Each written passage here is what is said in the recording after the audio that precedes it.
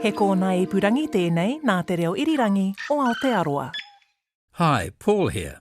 As usual, be warned that the series has some strong language, descriptions of hunting and fatal accidents.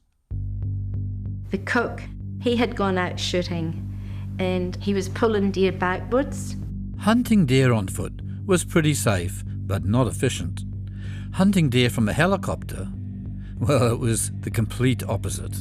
And he walked into the blade and he was beheaded. Looked out the side door and there was deer flopping around there, boom, boom, boom, down the hill we went. I thought, we're not going to make this. And he said, "Come on, jump, jump." And I said, "Go to hell." I said, "You bloody jump." Christ, I said, "You're miles off the bloody ground." I don't know, it was just the height scared you. And you're sitting in a wee bubble there, no door on. I think they drank to relieve their tensions, but then they forgot to stop. Policeman come in. He said there's been a terrible accident in the Matuki. 2 shooters killed.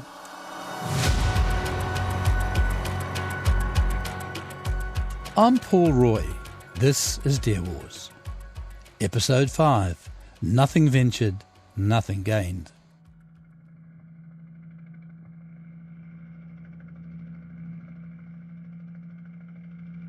I heard it coming in a matter of minutes.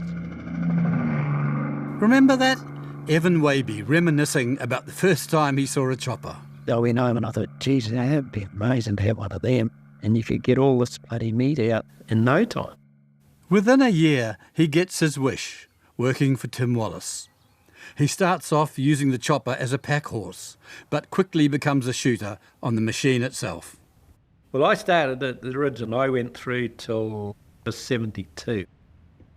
Where every day was something new. The possibilities become obvious, and not just in your own backyard. We were in the West Branch of the Matuki and we were flying around. We hadn't gone over the tops at all. And Tim just said one day, he said, "What's behind there?"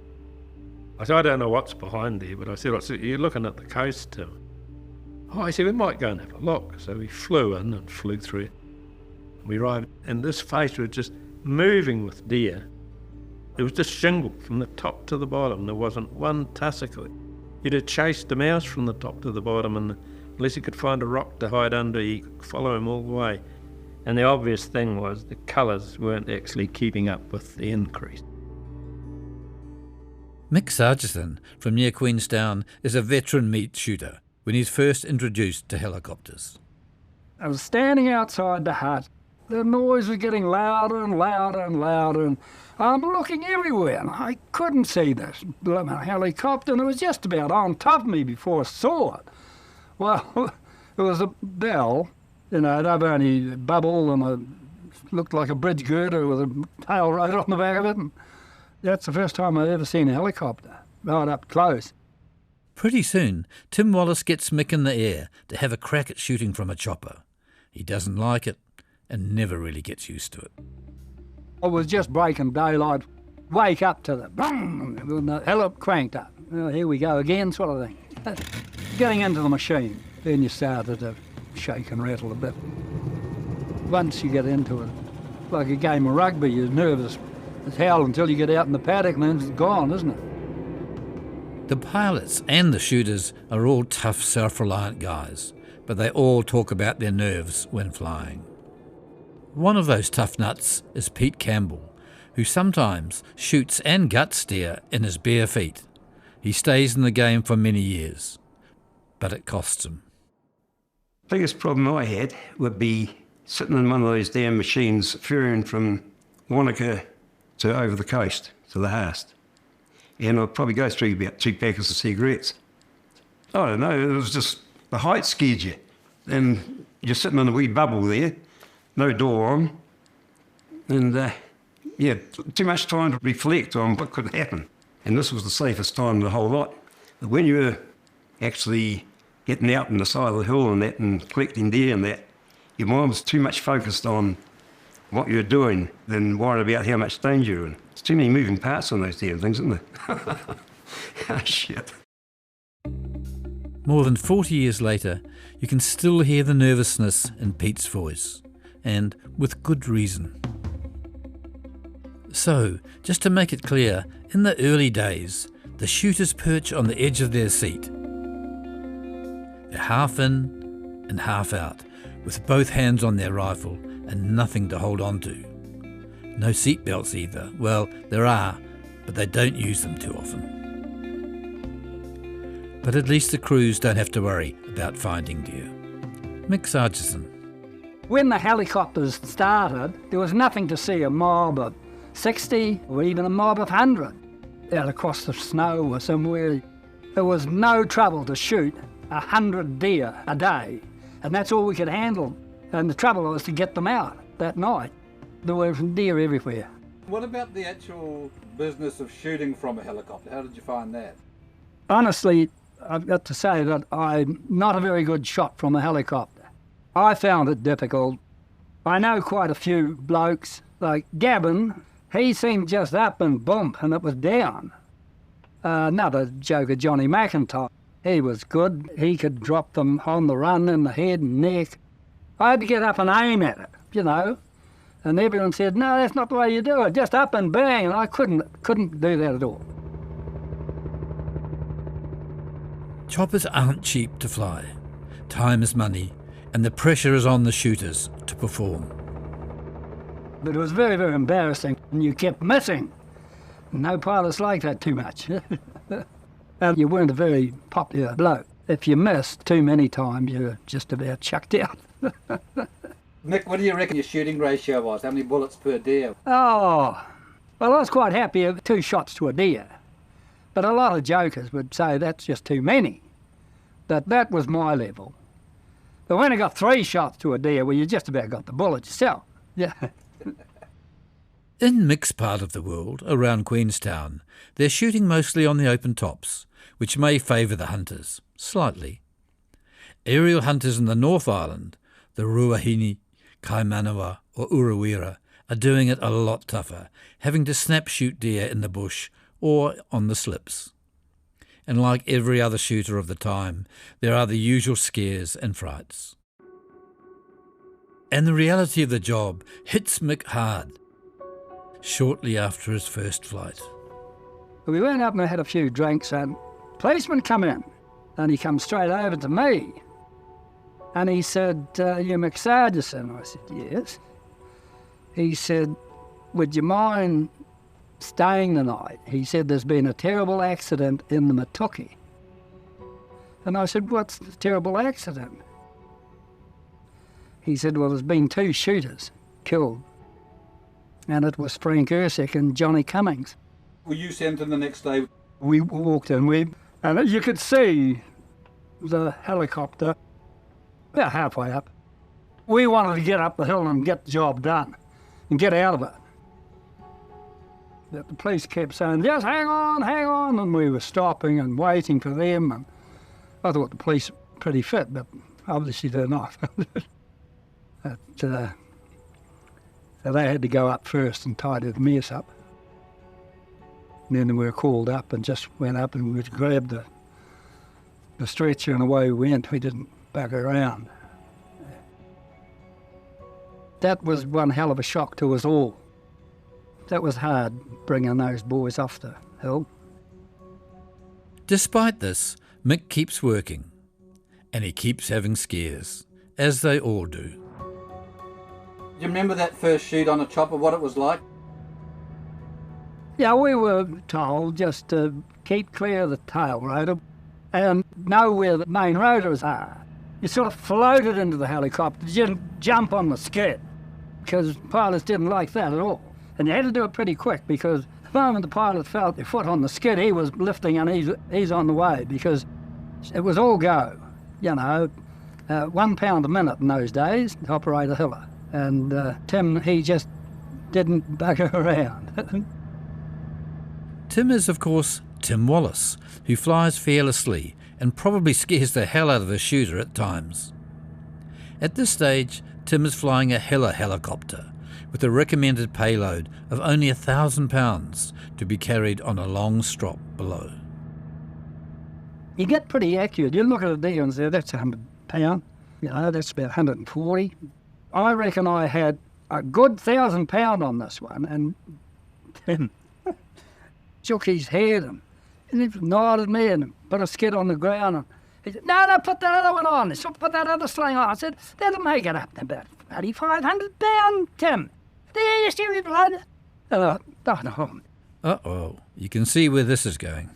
I hooked it on, and then he nodded me in, and I thought, oh, no, me on top of that lot. Yeah, come on. So he lifted and dragged them down the hill, and I thought, we're not going to make this. Boom, boom, boom, down the hill we went. I looked out the side door, and there was deer flopping around there. Well, he got airborne, and we dropped into a real gorge, and we're going down, and it just come round the corner. There was the truck, and he just made it and triggered it off. Well, I reckon we went in there. Yeah, a good 100 feet.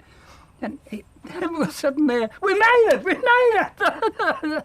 And he comes round and lands. He said, I want to know exactly what we had on the hook. Just weigh them separately. And it was, I think it was 15 or a little bit better. He done well there. But I didn't like it.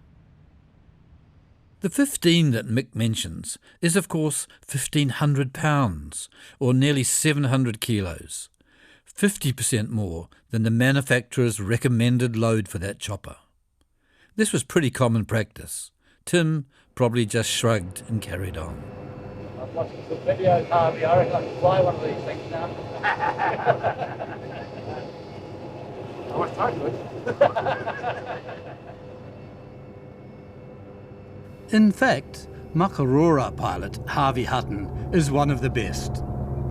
As we heard, he came to it a bit later at the end of the 1970s, and he's still flying hunters and tourists, like me, around today.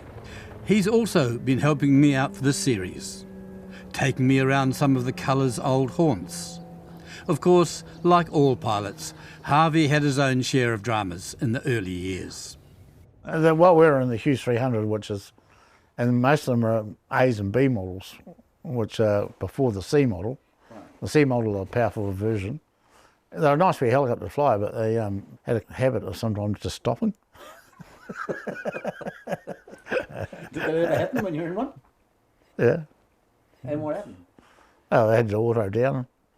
Usually it ended up in a disaster, but they're a good helicopter as far as having a crash, because it had a big mast up behind it which used to always protect you, sort of above your head height. Right. Protect you from getting, where a Robinson hasn't got that.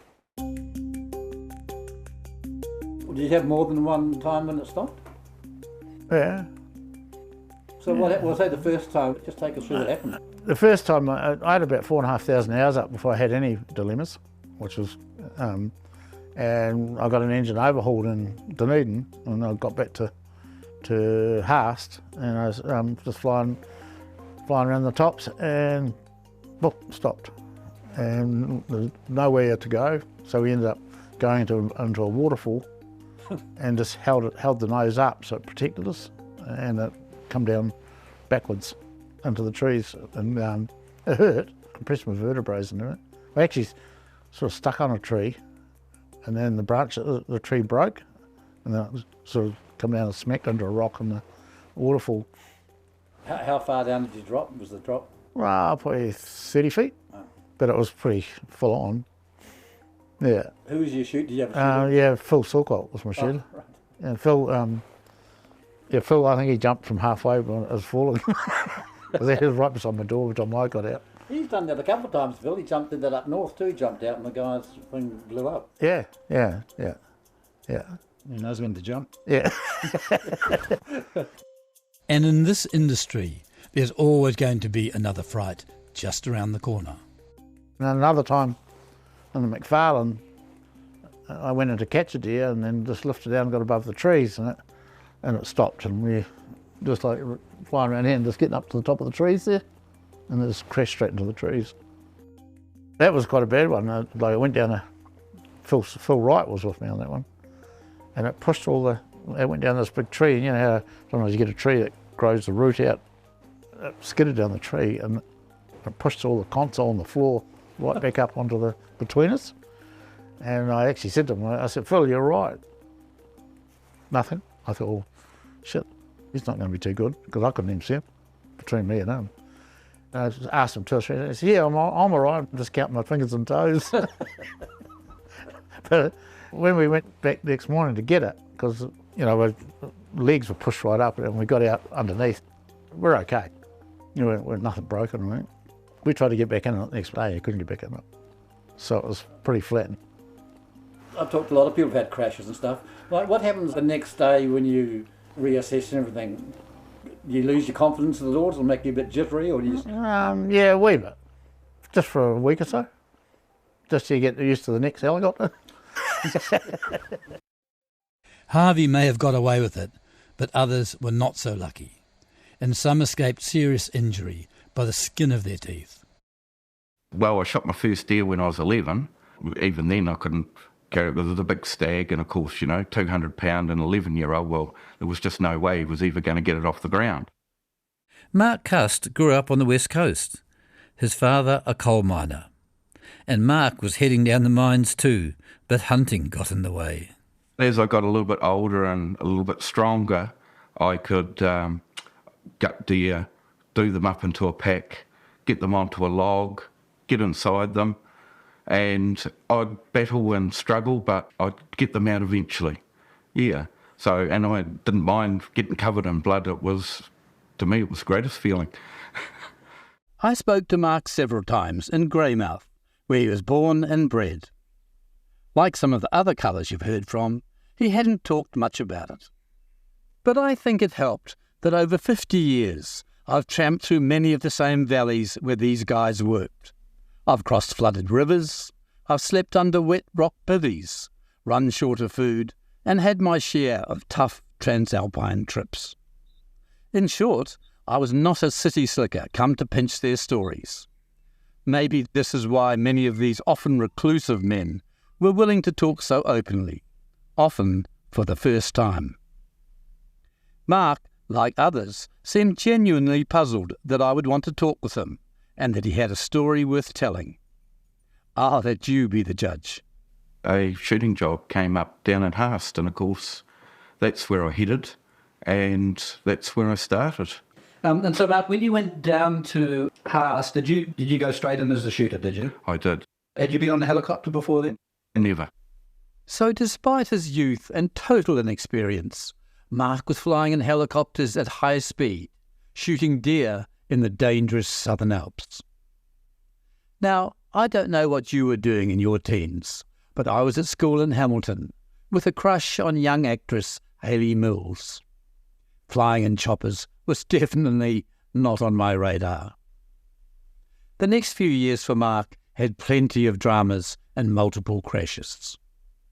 He takes us back to one day in Southwestland, flying with Johnny McIntosh and Bob Norton, when the engine of their chopper suddenly cuts out. We got onto some deer on the flats and done a turn up over the trees. Of course, we were probably getting along at 110 knots, and everything all of a sudden goes silent. The pilot that day, known to all as Johnny Mac, is also new to the job. We were about 3,000 foot up on the side of the hill when all of a sudden she quit, and I never said anything to him. He never said anything to me. So what I did, I just aimed into the biggest tree. At the end of the day, all you're doing is you're looking through the bubble and you're watching the trees appear and, sail into the treetops. Learning from your experience is all important. Remember, at this stage, there are no books or manuals or even anyone else to ask. This is brand new territory for both pilots and shooters, and each is totally reliant on the other for survival. The big thing was to teach the pilot how to position you to shoot. I mean, pilot can't position you, you can't shoot. And I had a thing, I said to them, like, I'm in charge, I'm the boss. And if I say you don't do it, you don't do it. There's no argument. But I'm not infallible. If you see me do things you don't like or don't, you tell me. And I had another rule. That every pilot I flew with, I always said, and we went into some funny places. But my job was I looked after the tail rotor. Wherever we went, I was watching that. And if I didn't like it, don't think I'm wrong, get the hell out of it. And were there occasions when you had to do that? Oh, yeah. We shot these deer, and it was going to be pretty difficult to get them.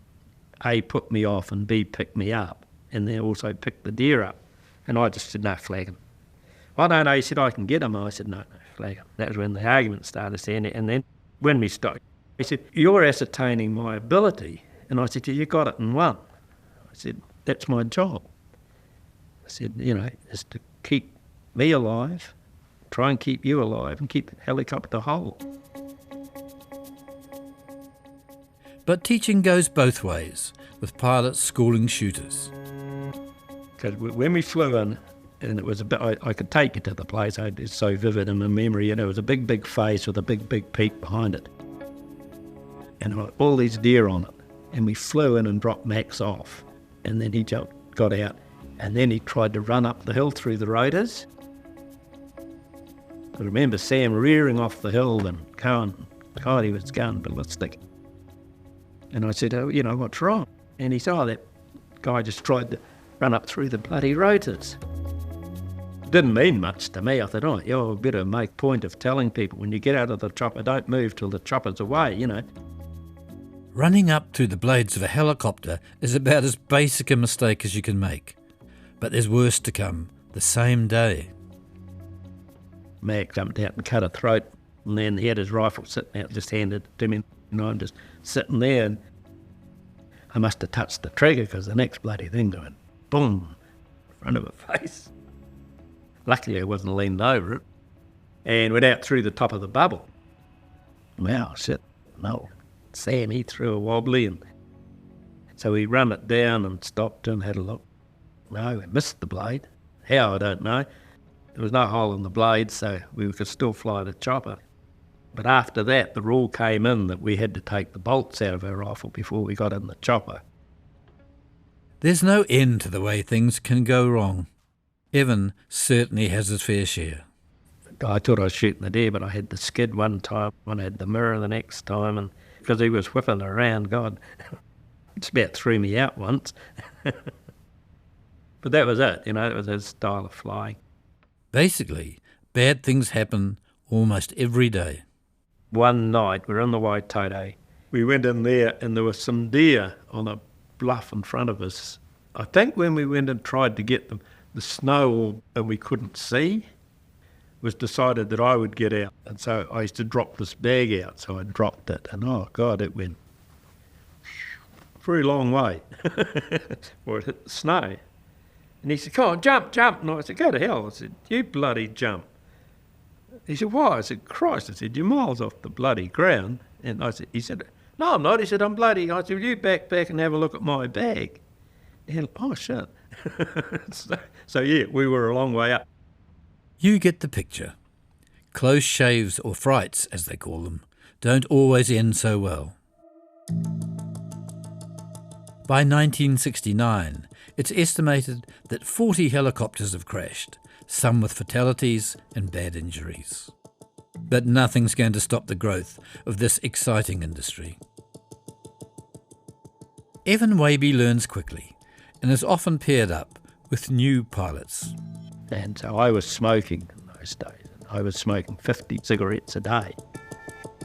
The biggest stress I had was when I was on with the trainee pilots, because you had to let them go, and in some instances you had no control at all. They had to get out of the situation. Whereas in the teal, it was a southerly. I shot this deer on this ridge, and then there was a big bluff. And this deer had got round into the waterfall, and I was actually looking to see if I could get in and get her. And then all of a sudden, shit, we just fell out of the sky. And I mean, we fell. And I honestly thought, my number's up. Fell easily 2,000 feet, and it would be only 300 or 400 feet off the ground before we started flying.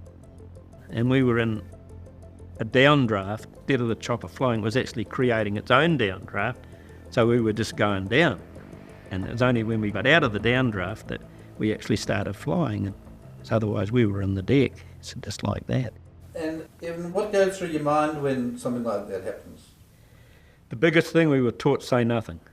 That was what we were told, because the only guy who's going to get you down is the pilot. So it's no use you saying anything at all, you know, because you're just in his hand. And Roy McIver apparently said one day that I had no nerve, but I had a nerve, don't worry. You couldn't dwell on it. I think if you started sitting down and thinking about all the things that might happen, you'd have to give it away, because, you know, because as you say, it was quite stressful at times. And it all came to rest. I was still in there. There was no front of the helicopter. We're back with 16-year-old Mark Cust and his pilot Johnny Mack, crashed in a tree somewhere in South Westland. Basically, there was a flattened console and nothing else. Johnny had a big limb of the tree that came right up through the front of the helicopter and right up against his chest. Had him pinned to the helicopter, and the helicopter was actually on its side. Our best friend Bob had gone out through the back door and to the ground. The only thing that was holding it up there, one blade was hooked over a branch that was only about as big as your arm. Well, I just turned around and said, "Where's Bob?" And Mark said, "He's gone." The only thing that worried me when all of a sudden, and it was just breaking daylight, and Mark, he's still strapped in, yells out, "Quick, you better get out, it's on fire." There must have been a puff of smoke coming out the back, but I couldn't move. I could slide up about a foot, and I'd slide down a foot. And Mark had to get out of the machine. He said, "I can't get down the tree." And I said, "If you don't go, we're going to die in here anyhow." I said, "You've got to go." Of course, what's driving all this and why the men take so many risks is money. They're just making so much of it. Gavin Overton, remember him? He survived Tim Wallace's first crash. At one point he has a monthly paycheck of £900. That's about 15 times the national average. I met his wife Grace, a diminutive, lively woman, at her home in Dunedin on a typically grey day. We talked about work and money. Well, we couldn't handle it. Couldn't handle it. Yeah, money was good. But it just slipped through our fingers like nothing else. All rushed and bought new cars. Oh, yes, we all had the new cars. Then new lounge suites. You know, Gavin said, "What do you want?" And I said, "Oh, I'd love a half a dozen of those lovely fine bone china teacups and saucers and plates." You know, a silly thing, but I just loved them. And so that was my gift. But I never questioned the money. You didn't in my era. He paid the bills and that was it. Never had any money to myself. Family benefit, you know, that was it. Another thing the women don't question is the drinking. It was a very lonely life for the women. They were away, you know, sometimes weeks on end. And when they did get out, they just loved to go to the pub. We'd say, "Please ring us if you're going to the pub, just to let us know you're out," or something, you know. I only think the more money helped them drink more, honestly. Because, by God, they drank. All of them, the truck drivers and all. We often had young guys staying at our place. And they would get up in the morning and look, I don't know how they drove vehicles. They wouldn't be allowed to nowadays. Do you think that the heavy drinking might have been a result of the dangerous work they were doing? Yep, I do. I really do. I think they drank to relieve their tensions, but then they forgot to stop and would keep going, and I don't know how they got up in the morning, but they did. 4 o'clock. Tim would say 4 o'clock, and by God, they'd be up. But just got sick of it. You enjoyed a drink yourself, but you got to the stage where you're just sick of people every Saturday night coming to our place or Friday night. And then they'd come over from Wanaka, the young ones, and come to our place. And I always felt I had to put supper on, like mousetraps or savouries or something. Oh, Gavin would say I'd have asked them to come over for a beer because, you know, the pub, I think it shut at 10 o'clock, did it? Yeah. And, I had to go round to Gav's and he'd have the big chamois head on the wall and the big tar head with a cigarette and his green hat sitting on top, stuck out the tar's mouth, you know. Our Lugget Lake Howea parties were just booze-ups. And everybody enjoyed everybody else's company, and they were all trying to do each other out. If they shooting, somebody would get a lot more than them, and Charlie Emerson would say he was a better shot than Gavin, and everybody would step in, their gutters and their shooters, and they'd all take sides, and I'd end up going to bed. You need all your wits to shoot and fly in these valleys. So imagine, after a big night on the booze, drinking to manage your fear of accidents and injury, then you have to get up before dawn to fly and shoot all day until dark. But that's how it is. Grace's husband, Gavin, is known as a tough man who likes a drink, which he's the first to admit. But one of his stories really sums it up. About 3 in the morning, we were having a mad party at home. And he used to go and shoot, and I said, no, we're not. I said, you'd sit a week off. He said, there's only 2 hours left on the helicopter. And I said, well, I'm 3 parts out of 4 gone. So I said, flag it away. Nope, he said, I'll be there. So he flies over, he lands on the road outside. I was staggering out. Forget about it, Tim. We're having a wonderful time in here, a heap of people. No, get in. So I got in the helicopter. And he's flying up the lake. About 10 minutes away up the lake. Where's your gun? Then it's back home, innit? Yeah, useless bastard. So he turned around and went away back home. Because that's only 20 minutes. It's getting daylight fast. So I grabbed my gun and some ammo and knives. I had a pair of my woolly slippers on. Never thought about changing them. Because the first 17 deer, I put them down 1 round each in the neck. Going well. I'm just sitting there half past. Then they finish, I'm getting dry. I said, geez, I said, put up beside that creek there. So he pulls up beside the creek. I jumps out. Gets a gut full of water, climbs back in, round the corner. There's a big stag. And I think I fired about 9-10 rounds and hit it up the arse in the finish. Tim was screaming. He says, from now on, he's all your bottle of bloody whiskey in the boot. You should shoot better when you're pissed than you're sober. And he was right. Eventually, Gavin leaves the industry and buys a pub. You can draw your own conclusions. But when I talked to him in 2008 at Port Chalmers outside Dunedin, he's not in good health. Now in a wheelchair, it's obvious that Gavin has lived his life only too well. But he still has a twinkle in his eye and a smoke close to hand. And I'm glad I've had the chance to meet him. Of course, as we heard from Grace, Gavin's ex-wife, while the men are away having their fun and games, it's the women who end up waiting at home. Evan Waby is at least aware of his wife Anne's concerns. Well, at least up to a point. My big thing was, you never thought about it at the time, and I often would like someone to talk to all the wives because, hey, all they knew is we flew away in the morning or over a period of time. And I wonder, did they wait and wonder were they going to get that phone call? The wives must have lived quite an uncomfortable life. Couldn't have been much fun for them. But I could be wrong. Evan is not wrong. It's worth remembering the women supporting the men. They are usually forgotten and have rarely spoken. The wives, the ex-wives, the girlfriends, and unfortunately the widows. They were there too. They lived through those times as well, and they have their own tales. Back in 2008, I travelled to Temuka to talk to Charlie and Nola Jelly, who met as childhood sweethearts. Charles, when I was still going to school, sometime later that he moved into the venison industry.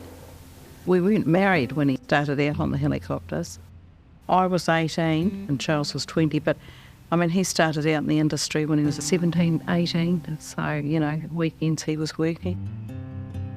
You're always worried and you always feared the worst.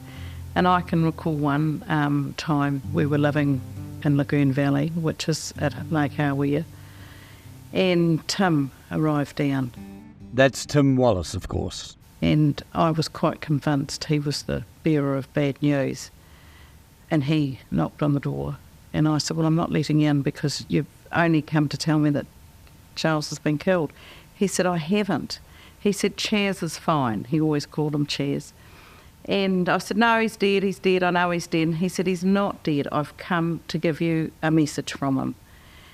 And he said to me, if anything happened to Charles, the police would come and tell you. So then I reluctantly opened the door. I couldn't get him out, so in the end I had to leave him. Back in South Westland, it's up to shooter Mark Cust to make some life and death decisions. I started my way back down the tree. Got so far down I couldn't go any further, and of course the tree was so big I couldn't get my arms and legs around it to slide the last 30 odd feet to the ground. I sort of was in a rock and a hard place there for a wee bit, but I managed to get out on another limb and get my way right out to the end, and I got on there like a possum and I started bouncing up and down and got the right momentum. When there was a tree about, I guess it would have been about 8 feet away, and I was like a possum, and I leapt from there and into the treetops and grabbed and latched onto this other tree, which allowed me to get down to the ground. And of course I had to check on Bob, who was beyond help. But you still had that horrible feeling that you'd lost a good mate. So I guess there was some feelings there, but I was more concentrating on Johnny up 80 feet up in a tree. Evan's wife, Anne Waby, an engaging Scot, is in the industry from early on. Almost by accident, really. Thought I was only going to be in New Zealand for a short time. Well, I worked at the hotel in Monica, and friends of mine in Monica gave me this job that they said was working for an elderly people down at Luggett. And I said, is there any cooking? Because I can't cook. And they said, no, there's no cooking. So I said, oh, well, I could probably handle that. So we went down to this new job, and when I got there was lots of people there drinking, and I thought, gosh, this elderly couple must be very popular, with all these young ones and that.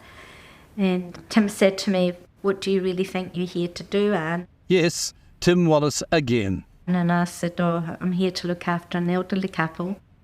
And he laughed and he said, no, you're here to cook for me and about 20 guys, maybe more some days. And I said, oh, the last laugh's on you, Tim. I said, because I can't cook. And Tim said, oh, I've never heard of anybody that can't cook. And I said, well, you have now, me. Then he panicked because he really had to have a cook.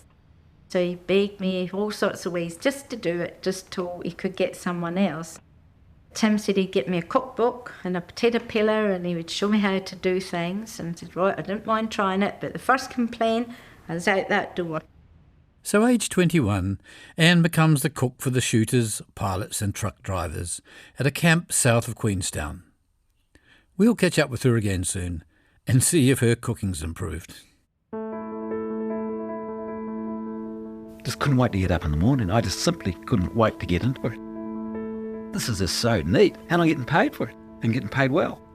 I just hope that I'll live forever doing this. Jeff Carter has experienced everything the industry could throw at him over 35 plus years. He's been a ground shooter, a gutter, and shooter on choppers, as well as live deer capture. He's had a formidable career since, shooting thousands of goats in the Galapagos in an eradication program, and catching elk and caribou in Alaska. When I last spoke to him in 2022 in Te Anau, aged 72, he was still shooting deer from a chopper. But once upon a time, he too had to learn from scratch. I've been ground shooting all my life, and I shot a lot of deer, but ground shooting on foot to go aerial shooting is a completely different ballgame. It's so different. You do not aim for a start as it's more or less snap shooting. And I find once I learnt how to snap shoot, I was a lot better. Can you remember your actual first round shooting off the chopper? Very first air shot, it was flying along a slip, and I fired one shot and hit it fair up the arse. And I said to him, "Oh, this is easy, isn't it?" And he said, "Well, hit this next one then." And I think I emptied the whole magazine out. I didn't think he would hit the slip. I can remember Grant Leighton yelling and screaming and say, "You are not a natural. You are not a natural." I said, "Who the fucking hell are you calling no natural?" Now, how do you know? You're just no natural either. Like, you know, once you put a crash helmet on a pilot, that just completely changes their complex. He goes from Charlie Chaplin to bloody Hitler. But we got better and better as time went on. I'm still in the job. But in those early days, it wasn't fun. It was certainly not a glamorous job. Down at Waikato, we were down there in winter, and it must be the second coldest place next to the Antarctica. I used to climb into a hot bath back in the old farmhouse we worked out of. We used to soak in that for half an hour. I used to come out feeling cold. My typical day would start at 4:30. The light would go on, and you'd get up, and there'd be Kits Rogers there was cooking breakfast, and he'd have a huge breakfast there, chops, sausages, eggs, potatoes, everything. And then you get in that helicopter, and it was dark, and you take off in the dark. If you're lucky, you'd have a flask of Savaloys or something, and you go all day into Fielden, the southern end of Fielden, and we'd shoot 30 to 40 deer for the day. You might get 50, and we would then come home in the dark, would shoot right to the last minute. You'd be picking the deer up in the dark, and you'd be cold as hell because those helicopters never had any heaters. And you'd come home and you'd just go straight into bed. You'd be getting to bed about 11:30. And sometimes, when I was that exhausted, I used to go to bed covered in blood, and I used to wake up. Yeah, you're just that tired. All you want to do is sleep. To hell with eating, to hell with eating, I just want to sleep. And that was your day. The next day, about 4 in the morning, like we're going on, they do it all again. People thought it was a glamorous job, but I got news for them. The early crews have a pilot, a shooter and a full-time gutter to handle up to 150 plus deer a day. But by the time Jeff starts, he's having to shoot and gut his own deer, and is always under pressure. Shot and gutted all your own deer, but it's like everything you got. The first day you cut your fingers just about right off, and after a while you learned how to avoid your fingers, and you learned how to gut a deer. Because you used to, when you're ground hunting, you had all the time in the world to gut them. I can well remember coming into slips with 6 deer on the hook, all stuck the guts in. The Jim at the controls, and he said, "We'll run out of fuel," he says, "button the deer off," and you jump out, and he'd just do a complete circle, and you'd come in and you'd have to have those 6 deer paunched. Paunching an animal means taking the guts out. And if I didn't have those 6 deer paunched, you know he was getting pissed off. Anne Waby, the 21-year-old Scot with no cooking experience, is getting stuck into her job as camp cook, feeding one of Tim Wallace's teams. It was hard work. Well, I had to get up at 3 in the morning because I had to have breakfast cooked for them before they left about 4. So it was cold, and yeah, it was a real experience, and I'd never cooked on an open fire. I'd never cooked anyway. Then I had to learn to cook on an open fire and, you know, work out how much I had to cook. And then we got upgraded to the shearers' quarters, and it was a coal range, which I'd never seen in my life before and didn't know how I'd done this. If the term chief cook and bottle washer applies to anyone, it certainly does to Anne. Probably the only female there most of the time. Yes. What was it like being a cook in a camp for a whole lot of men? It was quite hard. It was very hard. And when they came at night and after a whole day out on the hill and gutting and all the rest of it, what sort of state were they in? Be covered in hair and blood, and there'd be maggots, and oh gosh, used to just about turn my stomach till I got used to it. And then I'd have to take all the clothes to the river. The river was cold, you know, because it was coming from the snow, so you could only do so much at a time because your fingers, and you couldn't go out to the shop and get a pair of rubber gloves. We were right out in the wobwobs. So you'd get a branch and stick a pair of pants through it, and, you know, get the water to wash off as much as you could and try and scrub it with a wee scrubbing brush. This was an old bath which was outside that the cattle used to drink water out of, and then they commandeered it as their bath, and I used to have to put lots of tins and things on the fire to heat it up and, you know, try and it be so we look warm by the time they get home. But yeah, so I have this bath ready for them, and they would all share this one bath. It was like you were in a dream world. It was surreal to me. This is so different from home. I worked in Singers, where they made Singer sewing machines back home, where there's 26,000 people worked in the factory that I worked in. And then you come out to this beautiful scenery, open spaces, people actually firing guns around, you know. I'd never seen a gun in my life. Anne sticks it out as long as she can, about 2 years, but eventually has to quit. She has a few reasons why.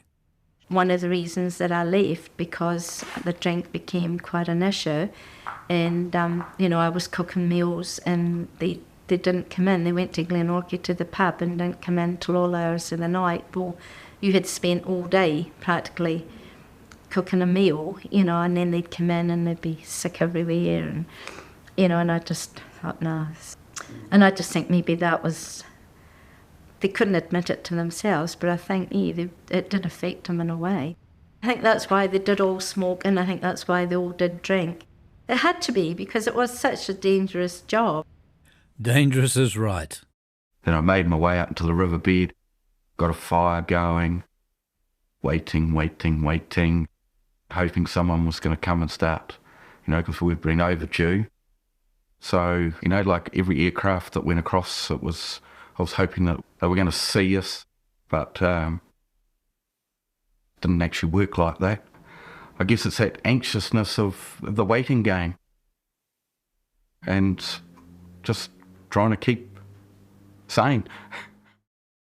Well, I'd done a lot of walking between the fire, under the tree, talking to Johnny up there, who was getting cramps like you could imagine, being in one position and not being able to move. There was sort of nothing more that I could do. So it was basically up to me to flag down someone and get John out. Flying over high tussock tops is one thing, but it's safe as houses compared to the West Coast, where most of Jeff Carter's early shooting and flying is happening. Coming to pick a deer up in trees and that, he's watching you because he cannot see his tail rotor. It's sticking out there, ready to grind up some wood, which is going to be a bad day for everyone concerned if he does hit one. And he's watching you, and whatever you do, he will do it. And I don't think Liam had to make specific hand signals, and you were his eyes on the ground. And heaven help if you direct him. So Jeff, that was an incredible, you had to have amazing trust in each other, didn't you? Oh, absolutely. I used to trust the pilots with my life. I can remember with Jim Kane in real steep, horrible country in bush, in a wee tight hole in steep bush, and I can't get off the helicopter. I simply can't get off. I have got to get on the toe of the skid like a monkey and go swing on it, and I've got to watch him. And he just used to flick way forward off the skid. Well, you try doing that with a new pilot. And the same with getting on. Sometimes I could just get the toe of the skid, and I'm looking at it. We're looking at each other, and he's nodding his head, and I'm just waiting to pull the helicopter over, and I'll just swing onto the skid. I got to ask because I'm skinny. It's stupid. The margins for something going wrong are really slim, aren't they? Yeah, in those days, we had just no margin at all. You just got it right or you didn't. And getting it wrong can mean a very bad day. Geez, I remember one day, I was hanging out the door, shooting.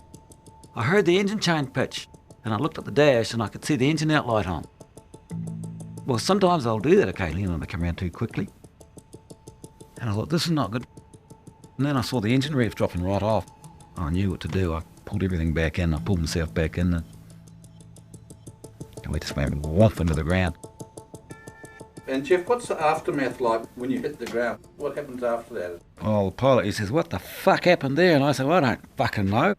Because you're in the cosy warmth of a helicopter, secure and loving your job. Next thing you're in a pile of shit on the ground. It's not very funny. Like a stunned mallet. But I remember the overriding feature is get out. But then you can't panic either because his blades wasn't around here. You've got to remember if your head and the blade come together, the blade will win every time. And we get out of the helicopter and we look, well, what are we going to do now? This is early in the morning and we're not going to be missed till tonight. Well, we just thank your lucky stars and all you're worrying about is how you're going to get picked up because you're worried about other people worrying about you. In those days, I never really let anyone know where we were going. And we walked half a day to get to a hut and I slept under a newspaper that night. Next morning, we got up and one was like mad, just like that. And I had a cigarette lighter, flicked the cigarette lighter and we were picked up within minutes. I could see the cigarette lighter. And that was one of the things that came out later on, that we should always carry a cigarette lighter or some form of light. Jeff is married at this point, and no doubt his wife spends a worried night, wondering if he's dead or alive. Something that's very common to the wives and girlfriends. Anne, who's now left her job as camp cook, ends up marrying shooter Evan Waby. She stays at home to raise 3 kids while he keeps flying. You used to get anxious at the job he was doing? Oh, yes, yes. I think we all did. It was very primitive when they started, and they took lots of risks. It was a very worrying time. When they went away in the morning, you never knew whether you would see them again. It wasn't as dramatic as that, but that was always at the back of your mind. Because when I first came to Wanaka and I worked in the Wanaka Hotel, the cook that was at the Wanaka Hotel before I came there, he had gone out shooting and he was pulling deer backwards and he walked into the blade and he was deheaded. So it was the buzz of the town when I arrived here. So I was always very, very wary of choppers. And that was always on your mind when they went out shooting, because they weren't always watching the chopper. They were pulling deer in and doing all sorts of things and sitting on skid. You know, you always had this sigh of relief when you actually seen that chopper coming in to lag it and you seen whoever it was coming off the chopper, that they'd come home.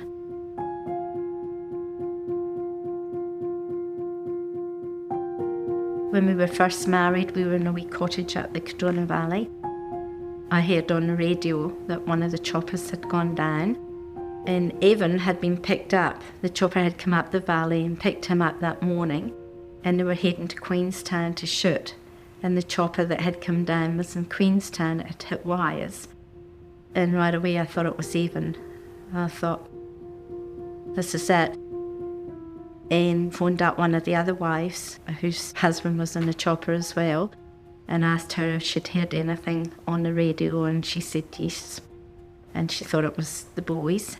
So we actually got in the car to go over to Queenstown, and we didn't know that they had actually swapped choppers, but we were well way over the road, you know, thinking it was Evan and like one, before we found out that it was Tim that had actually been involved. And when you said you'd go over to Queenstown, well, had you heard there'd been survivors, or you thought you might be going over to No, we didn't. We hadn't heard anything. We just heard that it was quite serious, that it had hit wires. That was the first time I'd ever heard on the news that one of the choppers had gone down. We knew it had to be something quite bad because there'd been other choppers, accidents, and nothing had been said about it. Did you then talk together about it, or did you try and put pressure on them? No, I didn't. I knew that Evan was the type that he had to make the decision himself, but did say to him that, you know, there was a lot of pressure put on me and the children, but if that's what he wanted to do, then we had to learn to live with it. But would be happy if he didn't do it. But the choice had to be his. You know, they were away for 3 weeks. They came home for a weekend. By the time they refueled, got new ammo, washed their gear, got everything ready, they were away Sunday night and Monday for another 3 weeks. So they were very seldom at home. So really we brought the children up on our own.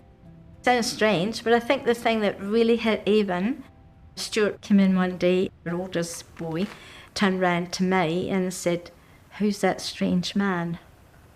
Who's that strange man that's just come in?" And he wouldn't go to Evan, he was clinging on to me. And that really hit Evan, that, you know, his own child didn't really know him. And I think that was when he got honest about it. And he admitted to me that he was worried a lot of the times that he was out there flying. And it wasn't until he realised how many cigarettes he was smoking that he realised that at the back of his mind he did know that there was, and thought, no, well, he's got 3 children, that he's got his support here. Do you think the men appreciated that the women and their families, you know, it was anxious times with them? I don't think they realised. They were so involved in their own thing. They were there, they knew every minute of the day exactly what was happening. that things were under control. We went there, we were only worrying and wonder what they've done today, wonder if anybody's got hurt, or, are they going to come home? So you were detached, and I think they were so involved. It was such an exciting time for them. And when they got a lot of deer, it was just such a highlight for them. And they got so excited about it that they just didn't think, I don't think, about the ones at home that didn't know really what was going on. And it was actually about 14 hours later before we got found. A helicopter came up valley. Of course, they see me and land. Everyone was sort of at me to get the information. I got it through to them. The helicopter was in the tree and Johnny Mac was up there still in it, all right. And that Bob was at the bottom of the tree and not all right. That things sort of fell into place. They found us there, then flew out, picked up a chainsaw and decided they'd chainsaw the helicopter, and they decided to chainsaw the seat, and the helicopter started to buckle, so they had to stop that. Then they had to try and get a chain round the back of the tail to pull it, because the chainsaw was jammed in the aluminium. They chainsawed across at my neck, it's only about 3 inches away. They went down both sides, and at the bottom I couldn't lift up. And I've still got the swan dry. Chainsaw was pulled all the stitching out. That's how tight it was on my back. As you would expect, these types of accidents had a lasting effect on the men. Mark survived 4 other serious crashes. One of them involved hitting power lines. And from then, I've had these nightmares, I suppose one would call it. It's always me flying the helicopter, even though I don't know how to fly, and, always see wires, can't get away from them, crash, burn, rah. 50 years later, it seems to me that Mark is more entitled than most to have nightmares. We'll hear more from him later in the series. Remember Nola Jelly, who did not want to let Tim Wallace into her house, fearing he was bringing news of her husband Charlie's death? This was hardly an isolated incident, and it struck me that many of the women who waited at home were always on edge, as Nola confirmed. Well, I had always said that if anything happened, I didn't want to know until they had been found, dead or alive. And my neighbour, Pat Johnson, she'd come up to sit with me on the Saturday morning, and I thought it was quite unusual that she was there, because I always listened to Gore Housewife's Choice. I went to turn the radio on. She said, "No, you don't need it on." And I said, "No, I love that program." She said, "Oh, no." And I thought, well, she should be at home doing her housework. And it was just shortly after midday that Charles phoned me. He said that he'd been in an accident. He was fine. And just the look on Pat's face.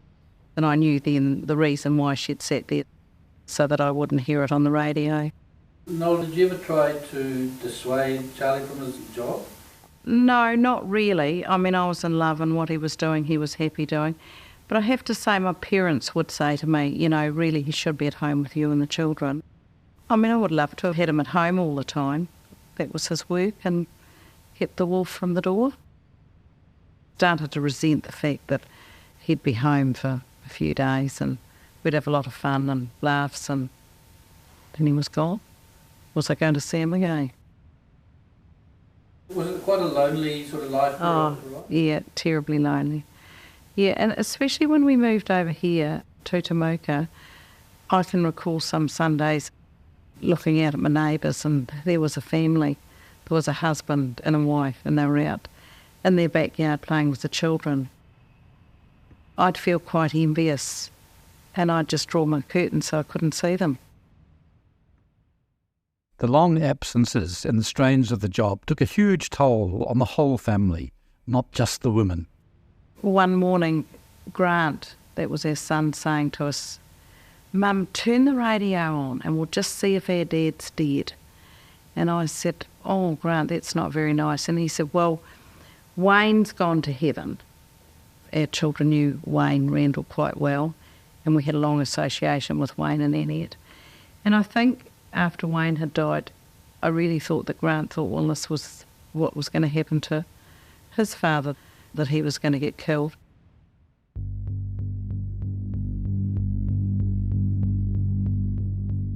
In our next episode, the dangers increase as poaching and profits overrule common sense. The whole load started spinning, and I thought, bloody hell, I'm feeling really dizzy here and absolutely insecure. And I had to shut my eyes. I thought, geez, I'm going to fall off. Put me in the stretcher, and they're hooking it onto the hook, and I said to Jock Murdoch, geez, make sure that bloody thing's hooked in there properly, you know. My way of coping became a believer in fate.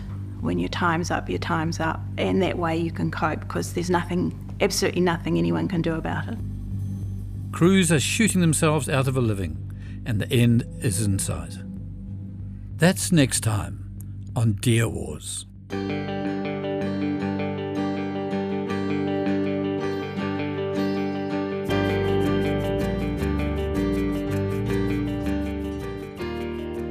Deer Wars is written and presented by me, Paul Roy. It's engineered by Alex Harmer. The executive producers are Katie Gossett, Justin Gregory and Tim Watkin.